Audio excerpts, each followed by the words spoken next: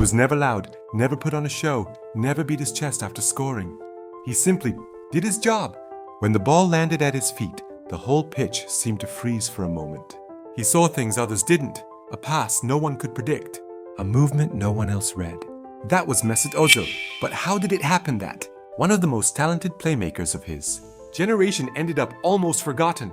How did the idol of Real Madrid and the hero of the German national team become a man booed by his own fans? This is the story of a genius who wasn't understood.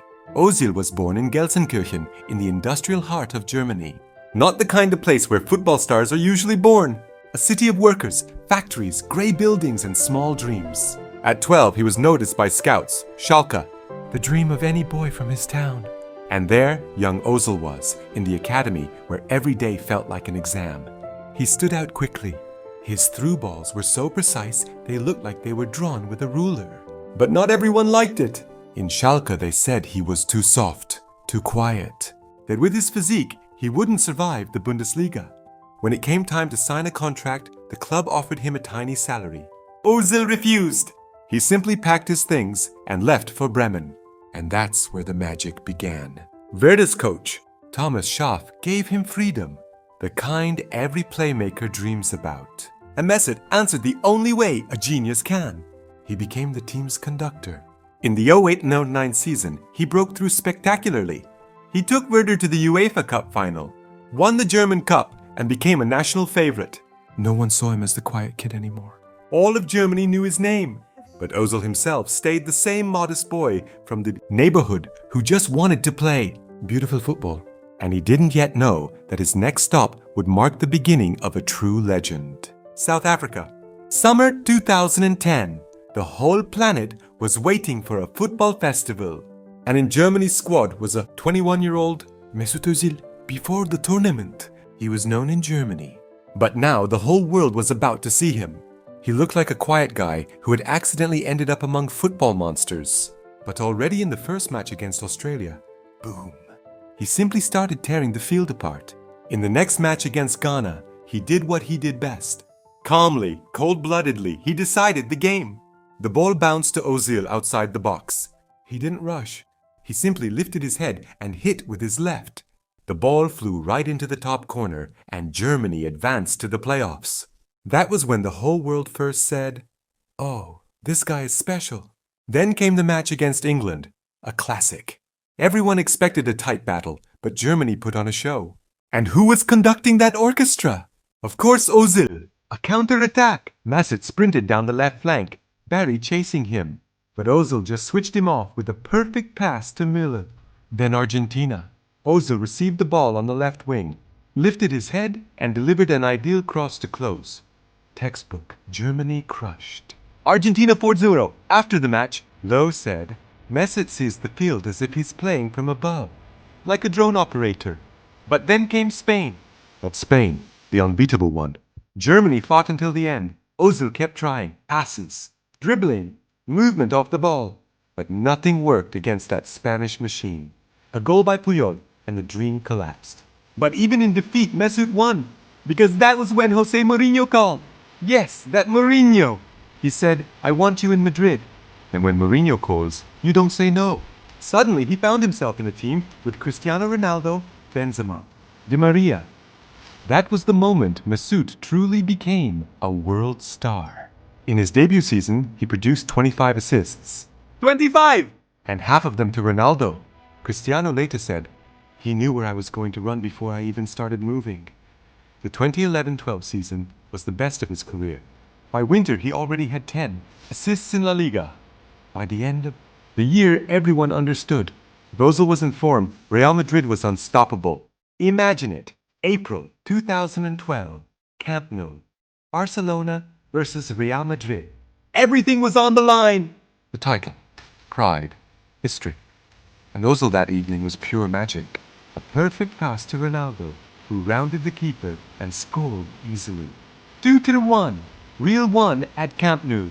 It wasn't just a victory, it was a statement. Madrid proved they could beat Barca not with brute force, but with intelligence and class.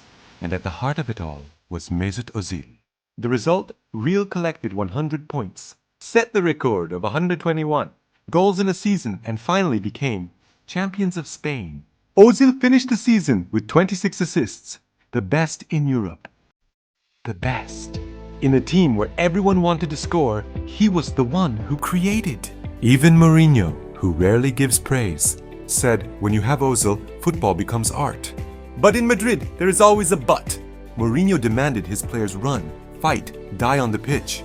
And Özil was an artist. He could deliver 3 genius passes, yet not track back after a defender. And that annoyed Mourinho. In 2013, Real bought Bell, Mourinho left. A new era began. And suddenly, Özil was sold to Arsenal. Fans were shocked! Arsenal hadn't won anything for almost 10 years. The club was in crisis, Wenger under pressure. And then, boom! They signed Mesut Özil from Real Madrid. For Arsenal, it was like a superstar arriving from another galaxy. London went crazy. Fans greeted him like a messiah. He brought exactly what Arsenal lacked: calm, control, intelligence.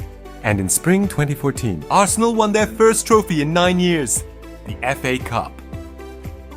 Fans truly believed Arsenal could become champions again. Özil knew the most important summer of his life was ahead: Brazil. The World Cup, one chance to prove to the world that he wasn't just a silky technician with a soft pass, but a player who could lead his country to the top. The match against Ghana, hot, difficult, but he found the pass that broke the defense. Against Algeria, a real thriller. Germany exhausted, tired, and Özil was the one who appeared in the right place. He scored, and when Germany finally lifted the trophy, most people saw Müller, Neuer, Kroos on the podium. But somewhere off to the side stood Özil. His contribution couldn't be measured by numbers. He didn't just play, he guided. He made everything around him work like a clock. Then came the 2015-16 season. Özil was unbelievable. He finished with 19 assists in the Premier League, one step from Henry's record. He delivered a pass in almost every second match. Remember his ball to Giroud against Leicester? Or the perfect cross to Alexis? Those weren't just stats. Those were moments when the whole stadium stood up. Arsenal was genuinely fighting for the title. But as always, they fell just short. Then things started falling apart. Football in England was changing. Faster. Tougher. And Özil was a player of another era. He played with his mind, not with his muscles. And when the team didn't win, he was the first target. He's lazy.